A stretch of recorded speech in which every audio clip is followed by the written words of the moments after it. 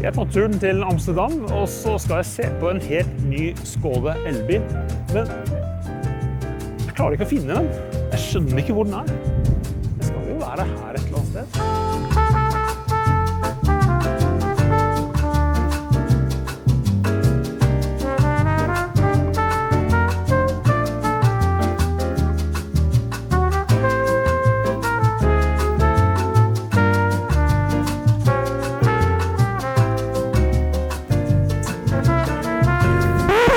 Oi! Jeg må ta på meg mine spesial anti-kamuflasjebriller. Der var den! Yes! Det er ikke rart jeg ikke fant den. Den er kamuflert. Og så har jeg tatt på meg cheat sheet, for vi har forferdelig dårlig tid akkurat nå. Så nå skal jeg fortelle litt om denne helt nye Skoda Elroq. Mitt navn er James Apothecary. Du ser på Norsk Elbilforenings YouTube-kanal. Den helt nye elbilen fra Skoda, den er en kompakt SUV, så den er mindre enn Skoda Enyaq, 16 cm kortere. Så den her går i konkurranse med Volvo EX40 for eksempel, og Renault Scenic og så videre. Som du ser, det er litt vanskelig å se hvordan bilen egentlig ser ut, men det som er veldig rart er at jeg har allerede sett og gått gjennom og lagd en video med den bilen her uten kamuflasje, men den får ikke vi lov til å vise deg før ut i oktober. Så enn så lenge så må du nøye deg med å se en bil som er kamuflert. Jeg skal straks ut og få en liten prøvetur med den bilen her, men først så kan vi fortelle litt om hva er det som er nytt med den bilen her. Vel, den her er som sagt litt mindre enn Skoda Enyaq, og så er det den kommende Epiq som kommer til neste år, så den kommer til å legge seg midt imellom. Den her kommer til å ha den helt nye Modern Solid design med helt nye lykter som er delt her.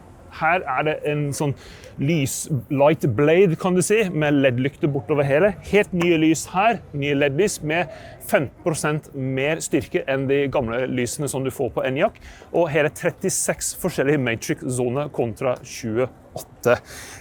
Vi har fått en helt ny logo her, som er litt mer todimensjonelt. First edition, den kommer med sånn svart krom, veldig stilig. Så ser vi bakover bilen.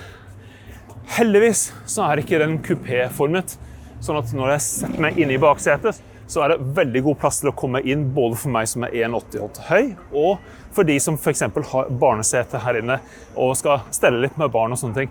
Jeg får heller ikke lov til å vise deg interiøret her, men du får fortelle deg litt om det nå jeg får kjørt det, men det er en 5-tommers skjerm som de har sett før i Skoda for sjåføren, for førerdisplay, og så er det 13-tommers skjerm i midten med helt ny brukergrensesnitt.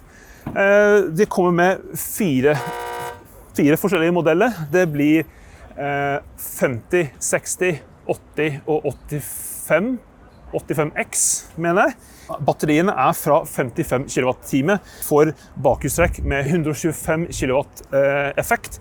Og så har 60 63 kWh batteri med 150 kW effekt. 85 og 85X, som er den med firehjulstrekk, har 82 kWh batteri med 210 kW effekt. Firehjulstrekken, X-modellen, kommer med 220 kW effekt. Og det er jo litt rart at de holder igjen litt, fordi at du skulle tro at når den kommer med duo-modell kontra bakhjulstrekk, så vil den ha enda mer effekt, men de sparer nok litt til VRS-modellen. Rekkevidden er på 560 VLTP, tror vi, ikke helt bekreftet ennå. Og så ladehastigheten, litt spennende, 175 kW DC-lading, 11 kW AC-lading. Så den skal kunne lade fra 10-80% på 28 minutter for de største batteripakkene, og 25 minutter for de minste batteripakkene. Den kommer med manuell forvarming.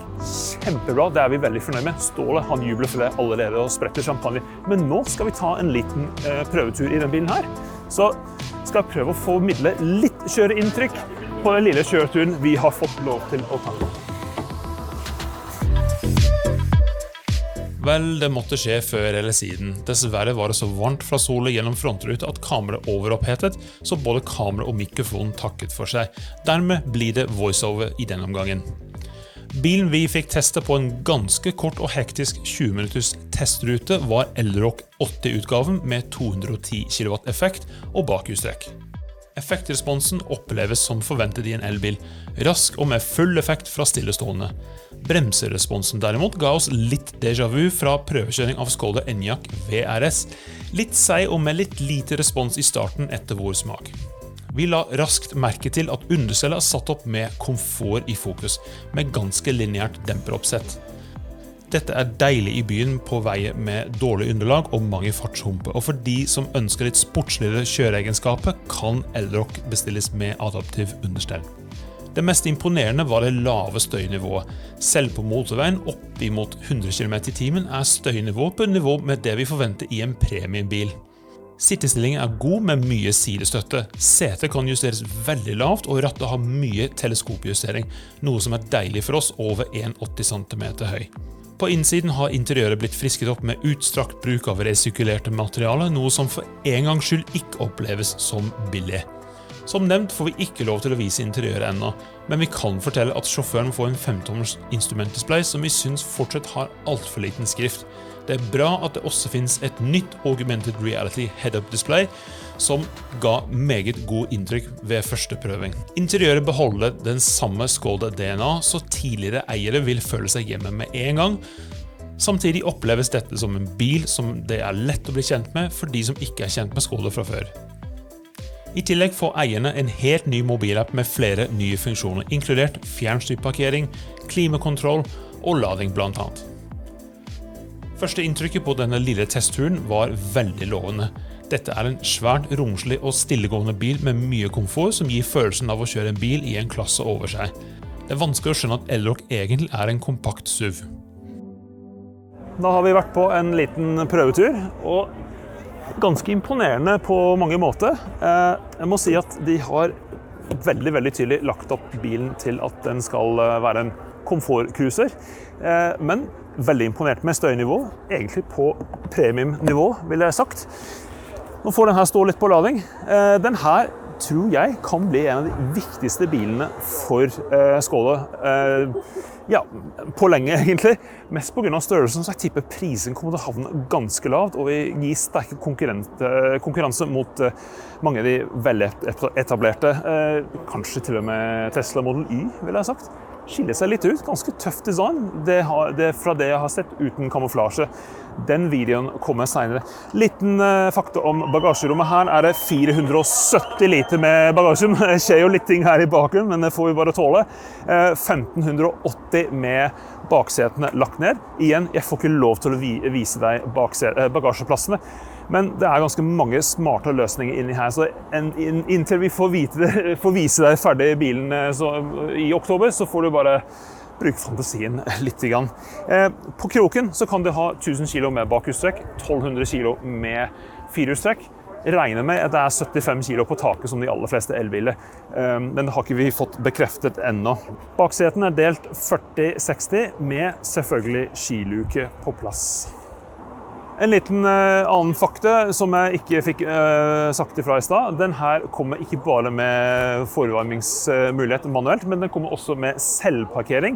Der skal kunne bilen lære opp til 4 parkeringsplasser med opp til 50 meter med lengde, sånn at du kan parkere fjernstyrt med bilen uten at du trenger å stå i den. Du kan også kjøre bilen ut fra parkeringsplassen. Du kan stå inn til 4 meter fra bilen, og bilen kan kjøre inn til 10 km i timen. Så det er sånne veldig kul, nyttige funksjoner som mange familier kommer til å elske når de kjører den her rundt i byen. Første inntrykk, ekstremt bra.